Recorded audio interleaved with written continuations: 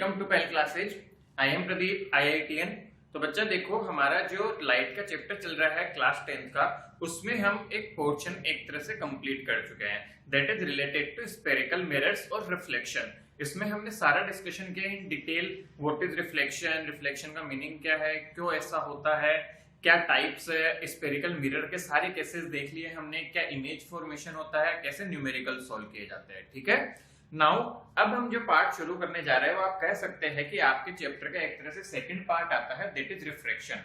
हमारे सिलेबस में रिफ्लेक्शन और रिफ्रैक्शन दो मेन फिनोमिना रहते हैं। तो रिफ्लेक्शन हम कंप्लीट कर चुके हैं ऑलरेडी, 6 लेक्चर्स आपके अवेलेबल हो गए हैं चैनल पे। ये आज का जो लेक्चर है वो 7th लेक्चर रहेगा हमारा। तो देखिए बेटा, क्या करेंगे आज हम, हमारा एजेंडा क्या रहने वाला है, दैट इज कि हम पहले देखेंगे रिफ्रैक्शन क्या है, होता क्यों है ये, और लॉज ऑफ रिफ्रैक्शन क्या है। ठीक है, तो ये सारी बातें हम करेंगे बेटा। तो इसको इस तरह समझते हैं, पहले तो ये समझो कि रिफ्रैक्शन है क्या है, इसकी फिनोमिना क्या है, हमें क्या सीखने को मिलता है। तो बेटा ध्यान देने की बात ये है, कुछ सिंपल सी बातें करूं तो आप सबको पता है कि पानी का कंटेनर होता है बेटा, आप सबने देखा होगा, उसमें पेंसिल को खैर जनरली कोई डुबोता नहीं है, बट एक छोटा सा एग्जांपल दूं तो बाल्टी जब भरी होती है घर में बेटा, बकेट, उसको आप ऊपर से देखते हो तो उसका जो लोअर बॉटम होता है वो थोड़ा ऊपर उठा हुआ दिखाई देता है। बिल्कुल होता है कि नहीं होता, ये जरूर होता है। तो सर जो बॉटम होता है वो ऊपर की तरफ उठा हुआ दिखाई देता है। इससे एक बात समझनी चाहिए आप बच्चों को कि वो ऊपर उठा हुआ दिखा क्यों, ऐसी क्या खास बात थी कि ऐसा हुआ। इसी तरह दूसरा एग्जांपल होता है बेटा, बाहर से कभी आप स्विमिंग पूल में गए हो तो बाहर से देखने पे स्विमिंग पूल का जो बॉटम होता है वो थोड़ा ऊपर उठा हुआ दिखता है और आपको लगता है ज्यादा गहरा नहीं है ये तो, लेकिन जब उसमें अंदर जाते हैं हम तब पता चलता है कि नहीं, ये तो काफी गहरा था, उसके जितना लग रहा था उससे ज्यादा गहरा है। काफी गहरा जनरली नहीं होता, बट जितना लग रहा था उससे ज्यादा गहरा था। तो बेटा अगेन वो बॉटम भी हमें थोड़ा सा लिफ्ट अप दिखता है। तो ऐसे डिफरेंट केसेज है लाइफ में जहां पे रिफ्रैक्शन का रोल आता है। सिमिलरली एटमॉस्फेरिक रिफ्रैक्शन की बात करें बेटा, तो स्टार्स ट्विंकल करते हुए लगते हैं हमें नाइट के टाइम पे, कि स्टार जैसे ट्विंकल कर रहे हैं, again the same application is of refraction. तो बहुत सारे फिनोमिना है जो रिफ्रैक्शन पे बेस्ड है, इसलिए हमारा रिफ्रैक्शन की अंडरस्टैंडिंग होना और रिफ्रैक्शन को समझना काफी जरूरी हो जाता है। तो जैसे जितना अच्छे से हमें समझ आएगा उतने अच्छे से बेटा सारी चीजें हो पाएगी। तो सबसे इंपॉर्टेंट बात जो हमारे लिए समझने की है वो ये है बेटा, डायग्राम समझेंगे पहले सभी बच्चे। आपको पता हो तो जब मैंने लाइट लेक्चर शुरू किया था तभी मैंने कुछ जनरल बातें बताई थी, वेरी फर्स्ट लेक्चर, यदि आपने नहीं देखा तो जरूर देखें। उसमें हमने बेटा सारी बातें की थी कि यहाँ पे लाइट रे जो आती है उसके पास दो वेज है, वैसे वो 3 होते हैं मेनली, 2 हमारे लिए, या तो वो इसी मीडियम में वापस चला जाए और एक उसके आर पार चला जाए। तो आर पार जाने के एग्जाम्पल बेटा ग्लास समझ सकते हो, अपनी विंडो वगैरह होती है, खिड़कियां, उसके आर पार चली जाती है लाइट, है ना, उस तरह से।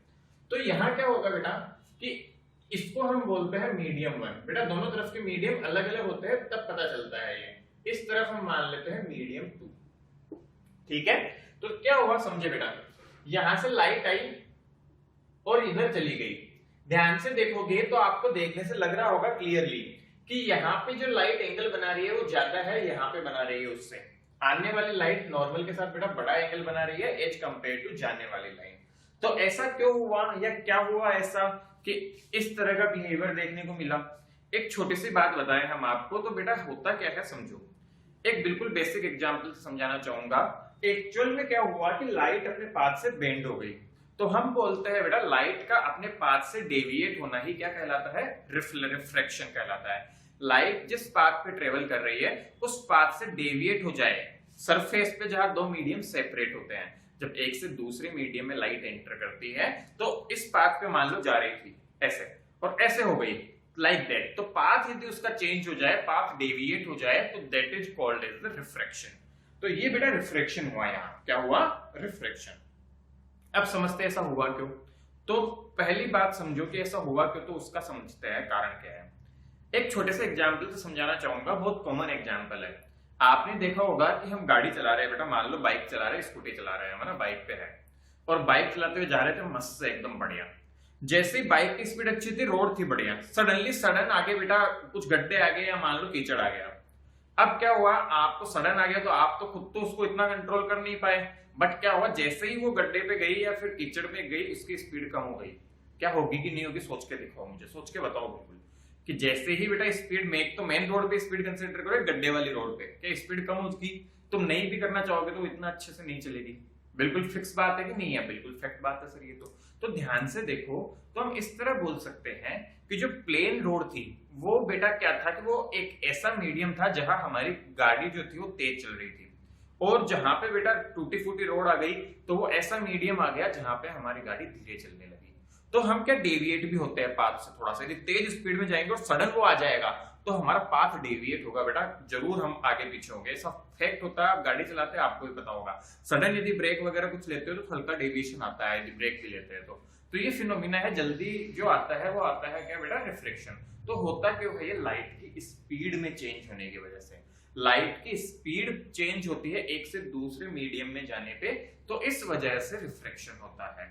लाइट जब एक से दूसरे मीडियम में जाएगी और स्पीड में चेंज होगा तो या तो वो पाथ से दूर हटेगी या पाथ से पास में आएगी नॉर्मल के। तो इस तरह के दो केस पॉसिबल है। अच्छा खुद से सोच के बताओ, एक मीडियम से दूसरे मीडियम में लाइट जा रही है तो दूर कब हटेगी? जब स्पीड तेज हो जाएगी। समझ रहे हो कि मान लो पहले लाइट 10 से आ रही थी और 15 से हो गई तो दूर जाएगी। बिल्कुल जाएगी या नहीं जाएगी? सोच के देखो, बिल्कुल जाएगी सर। दूसरा, पास कब आएगी नॉर्मल के? जब स्पीड कम होगी। तो इन्हीं सब बातों का कि स्पीड कम कब होगी, ज्यादा कब होगी, इनको बताने के लिए कुछ कैसेज वगैरह लिए गए। आइए वन बाय वन उनको समझते हैं। तो सबसे पहले बात करें बेटा रिफ्रैक्शन क्या है, तो हम सिंपली बोलते हैं बेटा when light travel from one medium to another medium, then it deviate from its path.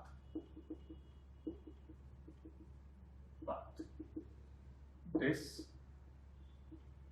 phenomenon is called बेटा रिफ्रैक्शन। तो इस फिनोमिनन को क्या बोला जाता है? रिफ्रैक्शन बोला जाता है। समझे आई बात?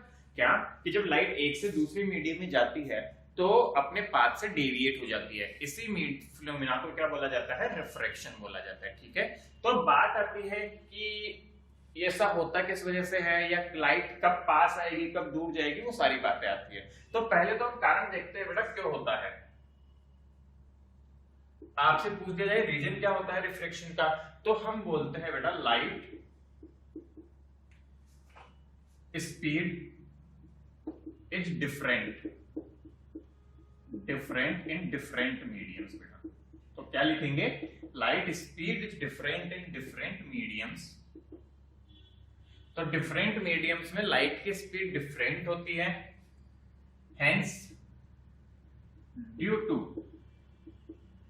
change in speed of light refraction occurs। क्या समझे सभी बच्चे कि रिफ्रैक्शन क्यों होता है? लाइट की स्पीड में चेंज होने की वजह से रिफ्रैक्शन हमें बेटा जी देखने को मिलता है। तो बहुत बेसिक बातें कर रहे हैं हम, आपको ये बस बिल्कुल समझते हुए चलना है। कोई भी डाउट हो तो वो जरूर पूछना है हमसे, ठीक है? चलिए, तो ये बेटा कारण हो गया रिफ्रैक्शन का कि लाइट की स्पीड में चेंज होता है। अब आप पूछेंगे सर लाइट की स्पीड में तो चेंज हो गया, बट सर ये तो बताइए कि कब जो है ये दूर जाएगा और कब पास आएगा नॉर्मल से। तो हम जो बात बोलते हैं बेटा वो इस तरह की बोलते हैं, ध्यान से समझे आप, है ना। हमारे पास में मीडियम जो होते हैं वो जनरली दो तरह के होते हैं एक दूसरे के रेस्पेक्ट में, ठीक है। तो हम बोलते हैं टाइप्स मीडियम की बात करें हम, टाइप्स ऑफ मीडियम की यदि मैं बात करता हूं तो बेटा दो तरह के होते हैं। पहला होता है रेयरर, ठीक है, और दूसरा होता है डेंसर, ठीक है। नाम से ही पता चल रहा होगा बेटा, रेयर का मतलब जहां पे बेटा पार्टिकल्स दूर दूर है, ठीक है। तो रेयरर का मतलब होता है बेटा, रेयर मीडियम का मतलब होता है पार्टिकल्स आर फार, ठीक है, as compare to denser, compare to denser. और इसमें बेटा स्पीड जो होती है वो लार्ज होती है, स्पीड इज लार्ज। और दूसरा क्या होगा, particles are near as compare to, particles are near as compare to rare medium. तो बेटा एक दूसरे से कंपेरेटिव टर्म्स है, ठीक है, क्योंकि कोई मीडियम बेटा किसी दूसरे के लिए डेंस हो सकता है, कोई मीडियम किसी कम के लिए डेंस हो सकता है। तो एक कंपैरेटिव टर्म्स है। और स्पीड क्या होती है बेटा, यहाँ पे स्पीड इज स्लो। तो यहाँ पे स्पीड रेयर के कंपैरिजन में स्लो होती है और यहाँ पे फास्ट होती है। तो अभी तक क्या क्या सीखा, रिफ्रैक्शन क्या होता है, रिफ्रैक्शन क्यों होता है, और मीडियम किस तरह से होते हैं। तो मीडियम 1 मीडियम 2 इस तरह से होते हैं। अब बेटा यहाँ पे आपको दो टर्म्स लिखी दिख रही होगी, एक यहाँ पे N1 दिख रहा होगा और एक यहाँ पे N2 दिख रहा होगा। तो आपके मन में आ रहा होगा सर इसका मतलब क्या है N1 N2 का, और कई बार बेटा इनको म्यू से भी डिनोट किया जाता है। तो आइए शुरू करते हैं इसको समझना, क्योंकि बेटा यही वो एक पैरामीटर है जिसके बेसिस पे डिसाइड होता है कि हम मीडियम डेंस है या रेयर है। क्या मेरी बात समझ आ रही है? ये एक ऐसा पैरामीटर है जिसके बेसिस पे डिसाइड होता है कि मीडियम आपका रेयर है या डेंस है। तो आइए आगे बढ़ाए कहानी को। चलिए तो मैं बेटा ये मिटा देता हूं इतना पार्ट। आई होप आप सबने लिख लिया होगा ये पोर्शन। तो चलिए आप ध्यान देंगे सभी बच्चे। तो इसको हमने मिटा दिया। तो अब बेटा सवाल जो आया आपके समझ आ गया क्या है सवाल? सवाल हमारे पास सर ये है कि अब आप ये बताओ सर हमें कि ये पता कैसे चलेगा कि कौन डेंस है और कौन रेयर है। बिल्कुल बात है, क्योंकि आपने N1 N2 लिखा हुआ है सर, तो हमें ये तो बताना पड़ेगा नहीं कौन डेंस है और कौन रेयर है। तो बेटा कौन डेंस है और कौन रेयर है इसका पता हमें चलता है टर्म की हेल्प से, और उसे हम बोलते हैं रिफ्रैक्टिव इंडेक्स। क्या बोला जाता है बच्चा? Refractive index. ध्यान से समझेंगे, एक नाम होता है, दैट इज होती क्या है ये बेटा बताती है कि मीडियम किस तरह का है, डेंस है या रेयर है। ठीक है, वैक्यूम के कंपेयर में। तो आइए शुरुआत करते हैं इसके टर्म की, दैट इज रिफ्रैक्टिव इंडेक्स। तो सभी बच्चे ध्यान से देखेंगे सर ये होती क्या है रिफ्रैक्टिव इंडेक्स। अच्छा, रिफ्रैक्टिव इंडेक्स को अब से हम शॉर्ट में RI लिखा करेंगे। इसका जो सिंबल होता है बेटा वो आपको डिफरेंट जगहों पे डिफरेंट मिलेंगे। जनरली इसको N से डिनोट किया जाता है या फिर म्यू से डिनोट किया जाता है। तो ये जनरली इसके सिंबल्स यूज होते हैं। आपको हो सकता है डिफरेंट जगह पे डिफरेंट सिंबल्स मिल जाए, पर जनरली ये दो मिलेंगे। ठीक है, तो चलो बेटा अब डिफाइन कैसे किया गया इसे ये समझते हैं। तो हम बोल देते हैं बेटा रिफ्रैक्टिव इंडेक्स जो है RI, इसको इस तरह डिफाइन किया गया, that is equal to speed of light in vacuum divide by speed of light in medium. क्या मेरी बात समझे? एक्चुअल में रिफ्रैक्टिव इंडेक्स क्या होती है, किसी मीडियम का होगा। तो स्पीड ऑफ लाइट वैक्यूम में कितनी होती है उसको मीडियम की स्पीड से डिवाइड कर देंगे, तो हमारे पास जो टर्म आती है वो बताती है हमें क्या बेटा, refractive index of that medium. तो इसका सिंपल फॉर्मूला हम जो जिस टर्म में इसको याद रखते हैं, that is equal to N equal to C by V, where C is the speed of light and V is the speed of light in particular medium। क्या मेरी बात समझ आई सभी बच्चों को? क्या कि N जो है वो होता है C by V। अब सोच के बताओ, C तो सब जगह सेम है। ध्यान से देखना मेरी बात जो मैं बोलने जा रहा हूं। इफ V इज मोर, यदि V ज्यादा होगा बेटा तो ये कम होगा। समझ रहे सभी? This implies N is less.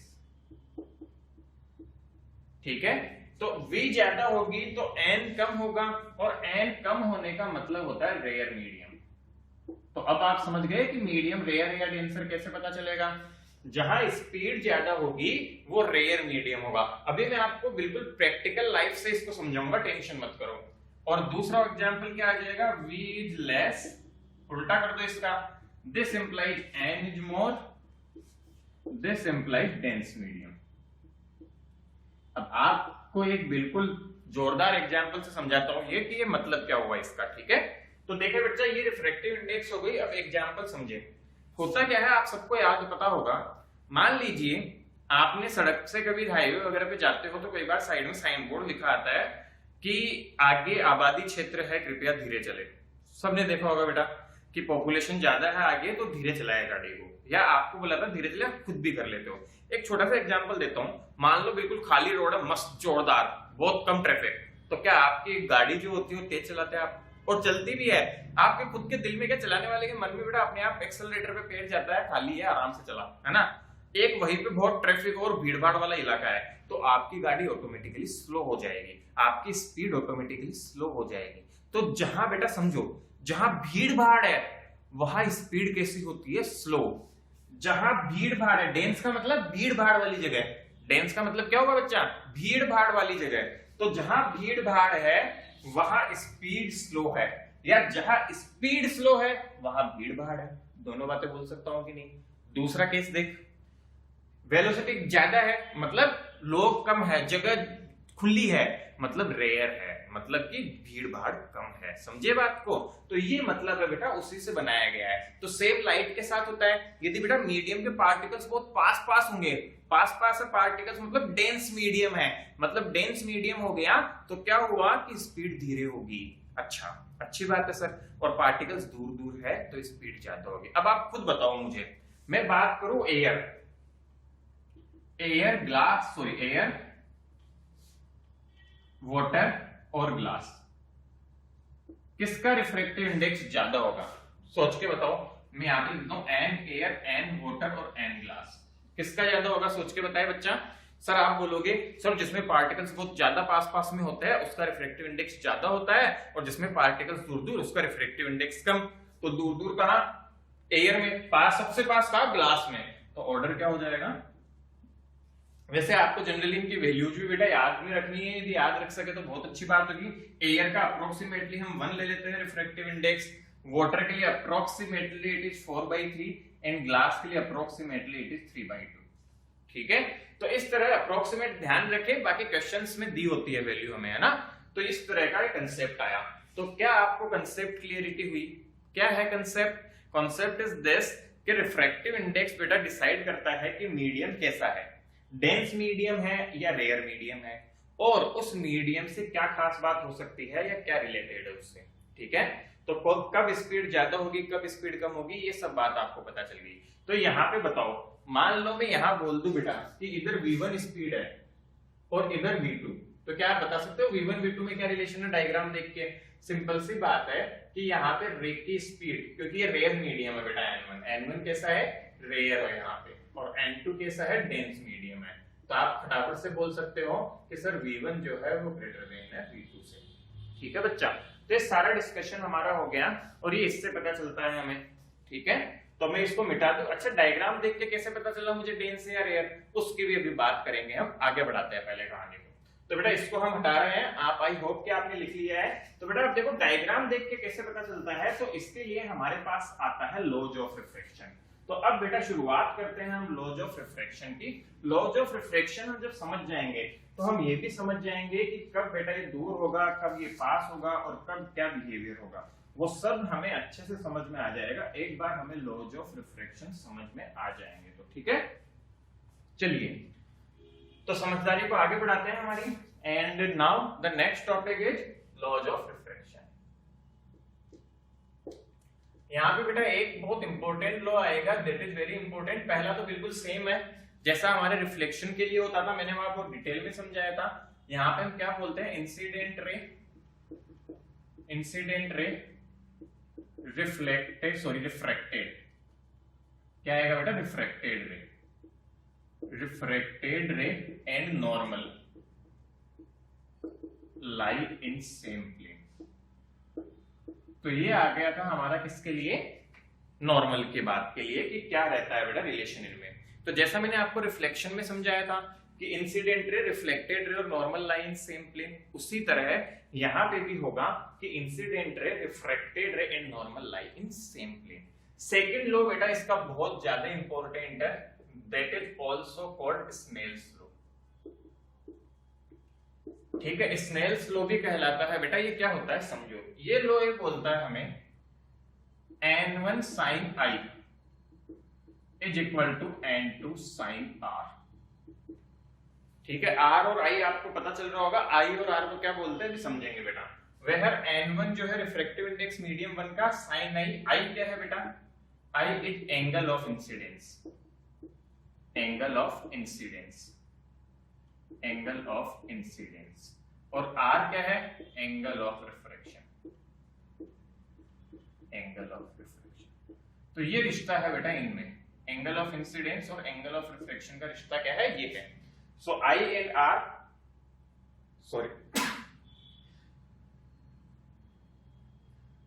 Sorry, I एक एंगल ऑफ इंसिडेंस, R एक एंगल ऑफ रिफ्रैक्शन।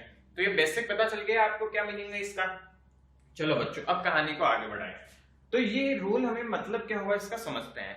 बेटा इसको ऐसे याद रखना है कि इस मीडियम का रिफ्रैक्टिव इंडेक्स मल्टीप्लाई बाय इस मीडियम का एंगल। आप आई और यार याद मत रखो, आप ऐसे याद रखो कि मीडियम का रिफ्रैक्टिव इंडेक्स मल्टीप्लाई बाय उस मीडियम का एंगल और मीडियम का रिफ्रैक्टिव इंडेक्स मल्टीप्लाई बाय उस मीडियम का एंगल। ठीक है, तो अब सिंपली सोच के देखो बेटा, यहां से एक रिलेशन हम निकालते हैं।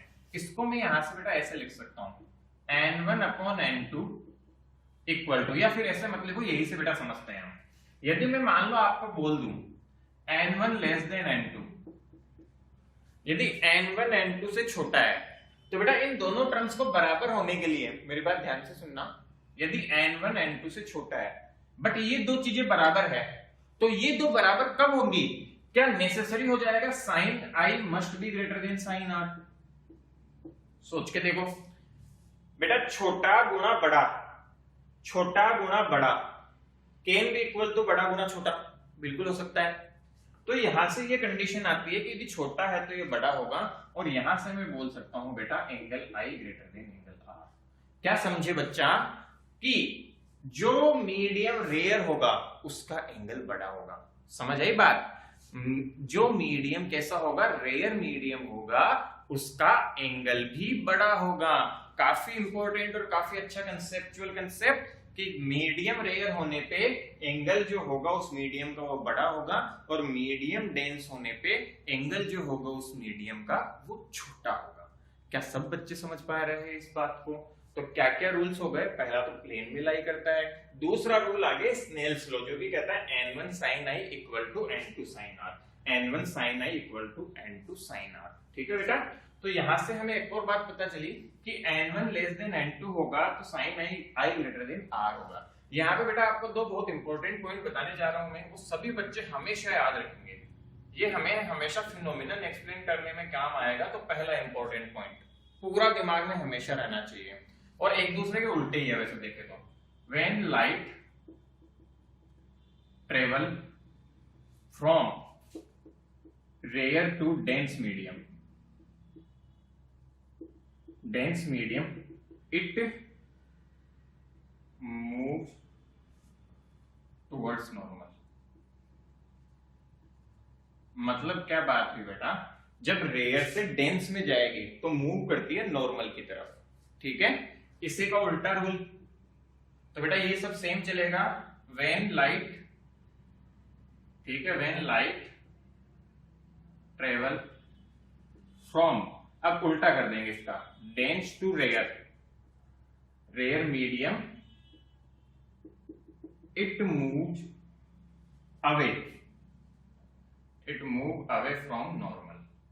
तो बेटा जी ये दोनों रूल्स आपको हमेशा याद रहने चाहिए, आधी रात में भी याद रहना चाहिए। तो बेसिक्स क्या समझ आ गया सबको?